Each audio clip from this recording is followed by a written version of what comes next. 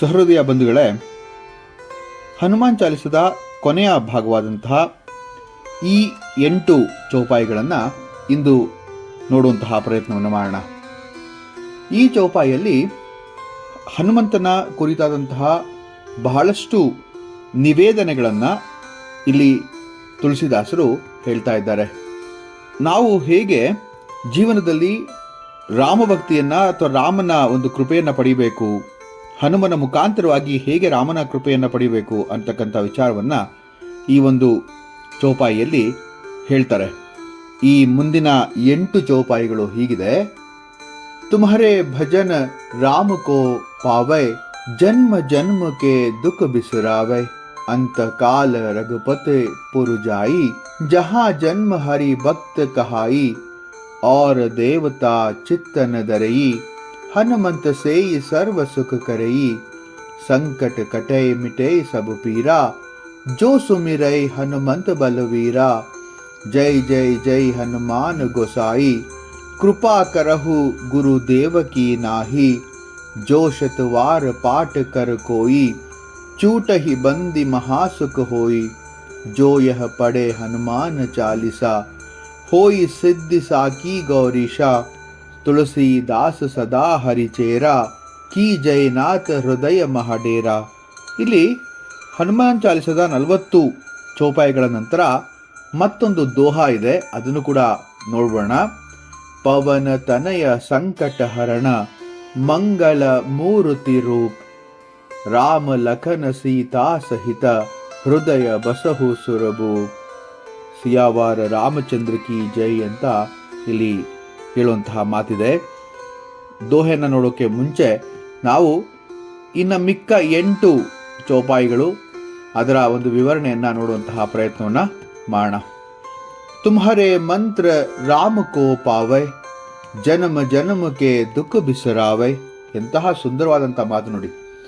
ಯಾರು ನಿಮ್ಮ ಸ್ತುತಿ, ನಿಮ್ಮ ಹಾಡುಗಳನ್ನು ಹಾಡ್ತಾರೋ ಅವರಿಗೆ ಭಗವಾನ್ ಶ್ರೀರಾಮರ ಕೃಪೆ ಸುಲಭವಾಗಿ ಸಿಗುತ್ತೆ ಅಂತ. ತುಮ್ಹಾರೆ ಭಜನ್ ರಾಮ ಕೋ ಪಾವೈ, ನಿಮ್ಮನ್ನ ಭಜಿಸಿದವರಿಗೆ ರಾಮ ಸಿಕ್ಬಿಡ್ತಾನೆ ಅಂತ. ಜನ್ಮ ಜನ್ಮಕ್ಕೆ ದುಃಖ ಬಿಸುರಾವೈ, ಅನೇಕ ಜನ್ಮ ಜನ್ಮದ ಜೀವಿತಾವಧಿಯ ದುಃಖಗಳ ಕೂಡ ನಿಮ್ಮ ಭಜನೆಯ ಮಾತ್ರದಿಂದಲೇ ಕಳೆದೋಗುತ್ತೆ. ಆ ದುಃಖಗಳಿಗೆ ಪರಿಹಾರವನ್ನ ಕಂಡುಕೊಂಡ್ಬಿಡ್ತಾರೆ ಯಾರು ನಿಮ್ಮ ಸ್ತುತಿ ಮತ್ತೆ ನಿಮ್ಮ ಭಜನೆಯನ್ನ ಮಾಡ್ತಾರೋ ಅಂತ.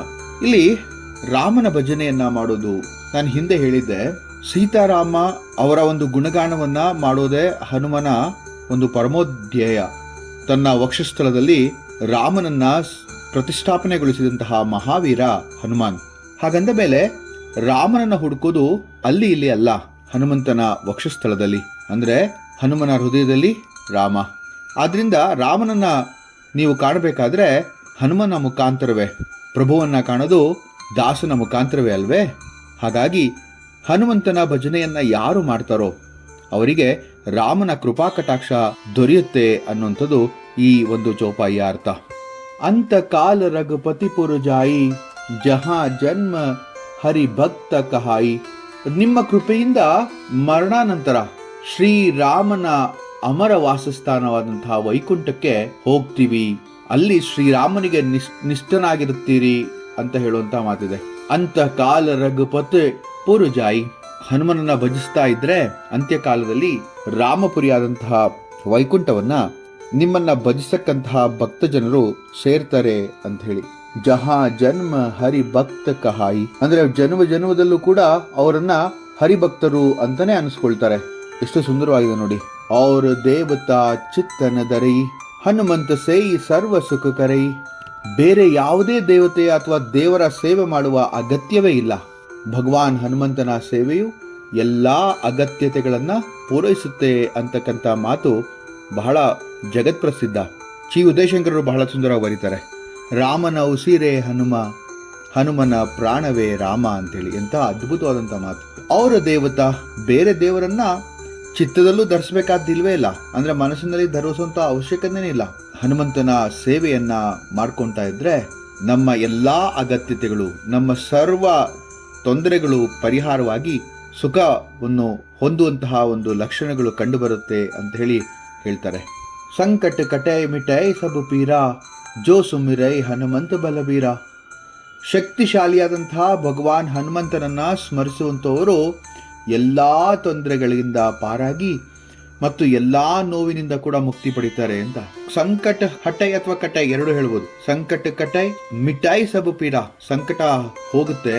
ಎಂತಹ ಒಂದು ಪೀಡೆ ಇದ್ರೆ ಅಥವಾ ಎಂತಹ ಒಂದು ನೋವಿದ್ರು ಕೂಡ, ಹಿಂದಿಯಲ್ಲಿ ಪೀಡ ಅನ್ನೋದ್ರೆ ನೋವು ಅಂತಾರೆ, ಆ ನೋವಿದ್ರು ಕೂಡ ಅದು ಎಂಥದ್ದೇ ನೋವಾಗಿರ್ಲಿ ಅದು ಅಳಿಸಿ ಹೋಗುತ್ತೆ ಅಂತ.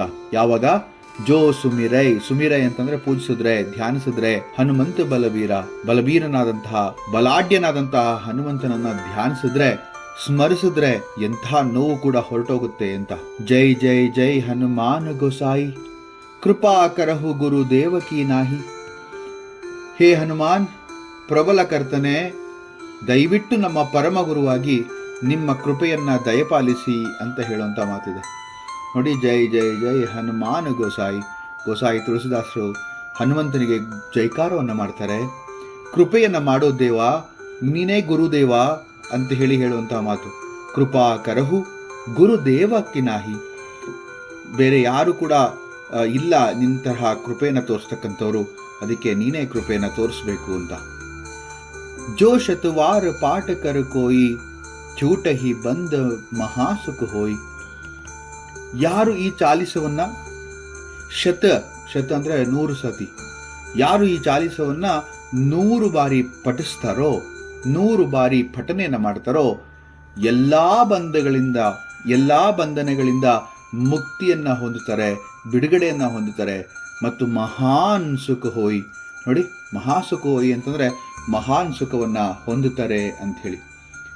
ಯಾರು ಶತಬಾರ ಪಠನೆಯನ್ನ ಮಾಡ್ತಾರೆ ಅಂತ, ಈ ಚಾಲಿಸವನ್ನ ಯಾರು 100 ಬಾರಿ ಪಠನವನ್ನ ಮಾಡ್ತಾರೋ ಅವರಿಗೆ ಸುಖ ಸಂತೋಷಗಳು, ನೆಮ್ಮದಿಗಳು, ಬಂಧನದಿಂದ ಬಿಡುಗಡೆ, ಮಹಾಸುಖ ಎಲ್ಲ ಸಿಗುತ್ತೆ ಅಂತ ಹೇಳ್ತಾರೆ. ಜೋ ಯಹ ಪಡೆ ಹನುಮಾನ್ ಚಾಲಿಸ ಹೋಯ್ ಸಿದ್ಧಿ ಸಾಕಿ ಗೌರೀಸ. ಯಾರು ಈ ಹನುಮಾನ್ ಚಾಲಿಸವನ್ನ ಓದ್ತಾರೆ, ಪಠಿಸ್ತಾರೆ, ಧ್ಯಾನಿಸ್ತಾರೆ, ಅವರು ಎಲ್ಲಾ ಸಿದ್ಧಿಗಳನ್ನ ಪಡಿತಾರೆ. ಅದಾದ ನಂತರ ಅದಕ್ಕೆ ನೋಡಿ ಯಾರು ಸಾಕ್ಷಿಯನ್ನ ಕೊಡ್ತಾರೆ ತುಳಸಿದಾಸರು ಅಂದ್ರೆ, ಸಾಕಿ ಗೌರೀಶ ಅಂದ್ರೆ ಸಾಕ್ಷಾತ್ ಶಿವನೇ, ಶಂಕರನೇ ಅದಕ್ಕೆ ಸಾಕ್ಷಿ ಅಂತ ಕೂಡ ಹೇಳ್ತಾರೆ. ಹನುಮಂತನನ್ನ ಪಠಿಸಿದ್ರೆ ಸಾಕ್ಷಾತ್ ಶಿವನ ಆಣೆಯಾಗೂ ಕೂಡ ಎಲ್ಲಾ ಕಾರ್ಯಗಳು ಕೂಡ ಫಲಿಸುತ್ತೆ, ಸಿದ್ಧಿಸುತ್ತೆ ಅಂತ ಹೇಳ್ತಾರೆ. ತುಳಸಿ ದಾಸ್ ಸದಾ ಹರಿಚೇರ ಕಿ ಜೈನಾಥ್ ಹೃದಯ ಮಹಾಡೇರ. ಹೇ ಹನುಮಾನ್, ತುಳಸಿದಾಸರು ಹೇಳಿರುವಂತೆ ನಾನು ಯಾವಾಗಲೂ ಕೂಡ ಭಗವಾನ್ ಶ್ರೀರಾಮನ ಸೇವಕನಾಗಿ ಭಕ್ತನಾಗಿ ಉಳಿತೀನಿ ಮತ್ತು ನೀವು ಯಾವಾಗಲೂ ನನ್ನ ಹೃದಯದಲ್ಲಿ ನೆಲೆಸಿರಿ ಅಂತಲೂ ಕೂಡ ಬೇಡ್ಕೊಳ್ತೇನೆ ಅನ್ನುವಂತಹ ಮಾತಿದೆ. ಇದೇ ಅಲ್ವೇ ದಾಸ್ಯ ಭಕ್ತಿಗೆ ಪರಮೋದಾಹರಣೆ. ತುಳಸಿದಾಸನು ಸದಾ ಹರಿ ಸೇವೆಯಲ್ಲಿ ಇರಬೇಕಾದ್ರೆ ಅವನಿಗೆ ರಾಮ ದೊರೆತಾ, ಹನುಮ ದೊರೆತೆ, ನೀನ್ ದೊರೆತೆ. ಹಾಗೆ ತುಳಸಿದಾಸರ ರೀತಿಯಲ್ಲಿ ನಾನು ಕೂಡ ನನ್ನ ಹೃದಯದಲ್ಲಿ ನಿನ್ನ ಮಂದಿರವನ್ನ ಮಾಡಿ, ನಿನ್ನನ್ನ ಪ್ರತಿಷ್ಠಾಪಿಸಿ, ನಿನ್ನ ಪೂಜಾ ಕೈಂಕರ್ಯದಲ್ಲಿ ನಿರತನಾಗಿ ಶ್ರೀರಾಮನನ್ನ ಪಡಿತೇನೆ ಅಂತಕ್ಕಂಥ ಮಾತು ಇಲ್ಲಿದೆ. ಕಿ ಜೈನಾಥ್ ಹೃದಯ ಮಹಾಡೇರ, ನನ್ನ ಹೃದಯದಲ್ಲಿ ಒಂದು ಮಹಾನ್ ಮಂದಿರವನ್ನ ಮಾಡಿ ನಿನ್ನ ಮುಖಾಂತರ ರಾಮನನ್ನ ತಲುಪುವಂತಹ ಪ್ರಯತ್ನವನ್ನ ಮಾಡ್ತೇನೆ ಅಂತ. ಇಂತಹ ಸುಂದರವಾದಂತಹ ಪರಿಕಲ್ಪನೆ ಕೂಡ ನೋಡಿ.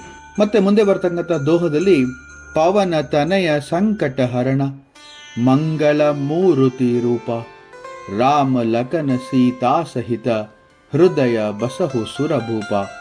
ಓ ವಾಯುಪುತ್ರನೇ, ನೀವು ಎಲ್ಲಾ ದುಃಖಗಳನ್ನು ನಾಶ ಮಾಡುವವರು, ನೀವು ಅದೃಷ್ಟ ಮತ್ತು ಸಮೃದ್ಧಿಯ ಮೂರ್ತ ಸ್ವರೂಪರಾಗಿದ್ದೀರಿ. ಶ್ರೀರಾಮ, ಲಕ್ಷ್ಮಣ ಮತ್ತು ಸೀತೆಯೊಡನೆ ನನ್ನ ಹೃದಯದಲ್ಲೂ ಕೂಡ ಸದಾ ನೆಲೆಸಿರಿ ಅಂತ ಬೇಡ್ಕೊಳ್ತೇನೆ ಅಂತಕ್ಕಂತಹ ಒಂದು ದೈನ್ಯತೆಯ ಭಾವ ಇಲ್ಲಿ ತುಳಸಿದಾಸರು ಹೇಳ್ತಾ ಇದ್ದಾರೆ. ಈ ಹನುಮಾನ್ ಚಾಲಿಸದ ಒಂದು ಮುಖ್ಯವಾದಂತಹ ಉದ್ದೇಶವೇ ಜ್ಞಾನ ಮತ್ತು ಗುಣಗಳ ಸಂಪನ್ನನಾದಂತಹ ಹನುಮಂತನ ಮುಖಾಂತರ ಪ್ರಭು ಶ್ರೀರಾಮನನ್ನ ತಲುಪುವಂತಹ ಮಹಾನ್ ಧ್ಯೇಯ ಈ ಒಂದು ಹನುಮಾನ್ ಚಾಲಿಸ ಪಠನೆಯಿಂದ ಸಿದ್ಧಿಸುತ್ತೆ ಅಂತಂದ್ರೆ ತಪ್ಪಾಗಲ್ಲ. ಹನುಮಂತನನ್ನ ಧ್ಯಾನಿಸಿ, ಪಠಿಸಿ, ಭಜಿಸಿ, ಆತನಲ್ಲಿ ಮೊರೆ ಹೋದ್ರೆ ನಮ್ಮ ಸಂಕಟಗಳು ನಾಶವಾಗಿ, ನಮ್ಮಲ್ಲಿ ಬಂದಿರುವಂತಹ ಪೀಡಾ ಪರಿಹಾರವಾಗಿ, ಮನುಷ್ಯನು ಅತ್ಯಂತ ಸುಖಿಯಾಗಿ ತನ್ನ ಇಹಜನ್ಮದ ಯಾತ್ರೆಯನ್ನು ಪೂರೈಸಿ ಪರಲೋಕಕ್ಕೆ ತೆರಳಿ ಅಲ್ಲೂ ಕೂಡ ಸೌಖ್ಯವನ್ನು ಅನುಭವಿಸ್ತಾನೆ ಅಂತಕ್ಕಂಥ ಮಾತನ್ನ ಹೇಳೋದಿದೆ. ಈ ಮಹಾನ್ ಕೃತಿಯನ್ನು ನಾನು ಹೇಳುವಂತಹ ಪ್ರಯತ್ನವನ್ನು ಮಾಡಿದ್ದೇನೆ. ಚ್ಯುತಿ ಇದ್ದರೆ ಕ್ಷಮಾ ಪ್ರಾರ್ಥಿ. ಶ್ರೀಯಾವಾರ ರಾಮಚಂದ್ರ ಕಿ ಜೈ ಅಂತಕ್ಕಂತಹ ಮಾತನ್ನು ಬಿಟ್ಟು ಬೇರೆ ಏನು ಹೇಳೋಕ್ಕಾಗಲ್ಲ. ಎಲ್ಲರಿಗೂ ಕೂಡ ಆ ಮಹಾನ್ ಮಂಗಳ ರೂಪನಾದಂತಹ ಹನುಮಂತ ಯಶಸ್ಸು ಮತ್ತು ಕೀರ್ತಿಯನ್ನು ಕೊಡಲಿ ಅಂತ ಬೇಡ್ಕೊಳ್ತೇನೆ. ಶ್ರೀಯಾವಾರ ರಾಮಚಂದ್ರ ಕಿ ಜೈ. ಪವನಸುತ ಹನುಮಾನು ಕಿ ಜೈ. ಬೋಲೋ ಭಾಯಿ ಸಬ್ ಸಂತನ ಕಿ ಜೈ. ನಮಸ್ಕಾರ.